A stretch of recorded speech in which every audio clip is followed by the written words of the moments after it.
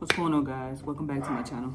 Today I have some questions that you guys have been asking me in the comments, and I just want to go over everything and make sure I'm answering everybody's questions all at once.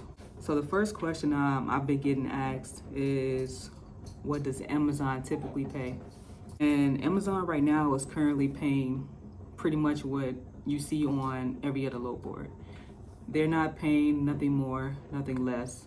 They used to offer $3 per mile just like everybody else did, but right now it's kind of dead all the way around. They're trying to get people to sign on with them as far as contracts. That's how they get the most out of you for the least amount of money. Like, they get you in this contract and you have to run these routes, or else it's going to go against your performance and then you're not able to run with them. So you have no choice but to run these loads, no matter how much the rate is. I wouldn't do the contracts if you guys are thinking about Amazon. Just stick with picking your loads off the Amazon load board, and hopefully you find something good when you're on there. Am I going through direct shippers or brokers?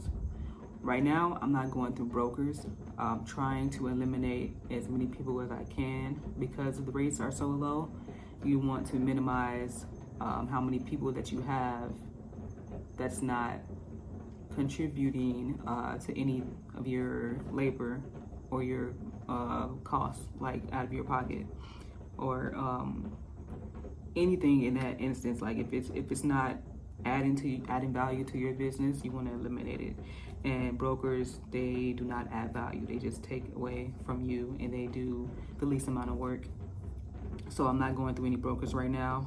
What company did I used to rent my box trucks from? I used to rent from Penske and Enterprise. They both were expensive, and I would never do it ever again. I heard Ryder is good, so if you are looking to rent, you might want to check out Ryder's rates and make sure that it's a commercial account. But yeah, Penske and Enterprise is expensive. What's the worst state and or loading dock I delivered to? So the worst state, I don't know if you guys seen my videos. For you that are new, hold on.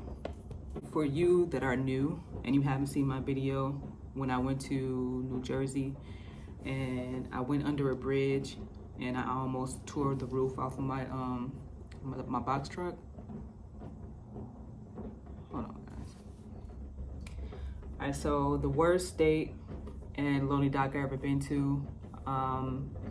I don't know if you guys seen my video when I went to New Jersey and I had to pick up a load and deliver it, but it was a bridge that I needed to bypass in order to get to my destination. That bridge didn't have an exact height on there, but I thought it was high enough for my trailer.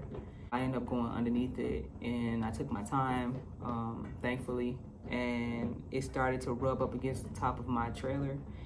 So I knew I had to back out, because if I went any further, it would have damaged and probably tore the whole roof off. That was probably the worst place I ever had to pick up and deliver from. Where was I sleeping at when I was driving over the road in my truck? When I say this, I don't want anybody to kind of take my, I don't want you to follow my lead or do what I did, because you have some people saying that it's illegal, and then you have some people that's saying it's okay. And I just did what worked for me. And what worked for me at that time was, during the week I slept in my truck, and on the weekends I stayed at the hotel. I utilized the truck stops for my showers, because I was getting free showers every time I fueled. And it was okay for me during that time period. It worked for me. Do what works for you. Stop relying on other people's opinions. I mean, it helps out to know, but honestly, you're really not going to know until you actually go out there and experience it on your own. As much as we want to look for every answer in the next person's video, you're really not going to get that like 100% experience until you're out there and doing it on your own. Like I said, just do what's best for you guys, and whatever works for you, works for you. And what is it like running for Amazon? I kind of explained it in the previous question as far as the pay. Amazon is Amazon. Those of you that know, And the people that's just coming in, I'll just kind of simplify it. Amazon, they're not that organized. When you get there, some of the freight isn't ready, or most of the freight is there, but the routes don't make sense. They're not close next to each other. Once you drop your first route, you have to drive an hour and a half out to your next location. And it's for something for me locally that it didn't make sense. Like when I think local, I'm thinking, okay, my next stop is about 15 minutes, my next stop is about 30 minutes, and so on. So that's what local means to me. But they were sending me all the way to Louisiana and hours away throughout Texas. And it took me about 3.5 hours to get home. And that was kind of my breaking point. Because after I've been running all night, I have to drive now 3.5 hours back home around 7 or 8 o'clock in the morning. So that was a no for me.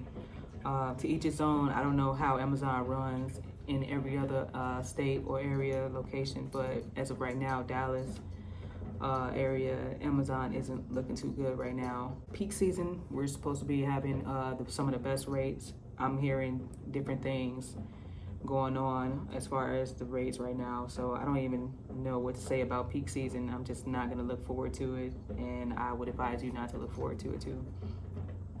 Well, I'm going to get out of here, but before I leave, I'm just going to say this.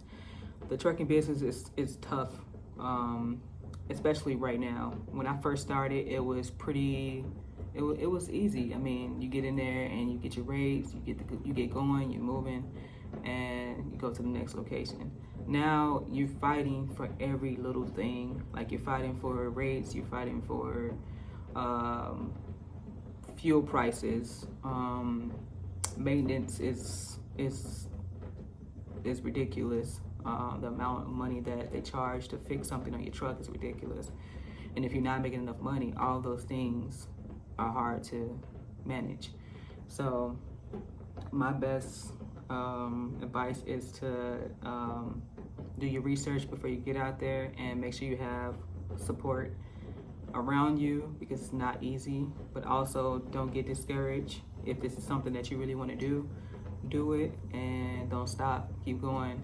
Just make sure you have other sources of income, and you're not just relying on this. So if you're thinking about quitting your job, make sure you have money saved up. Make sure you have different sources to be able to get you through hard times, because it's not going to be easy. Some people make it, some people don't. You know, I'm honestly trying to be one of those people that make it, and I would love to see everybody else is doing it out there and making it with me. And the only way we can do that is if we keep working hard, not giving up, and continue to support each other. If you guys need help, or if you have any questions, continue to ask these questions. If you have any suggestions, if you have any feedback, if you have any information for me, because I'm still learning too, just feel free to reach out. I appreciate you guys watching, and hopefully I'll see you guys in the next video. Continue to like, share, subscribe, and I'll see you guys later. Peace.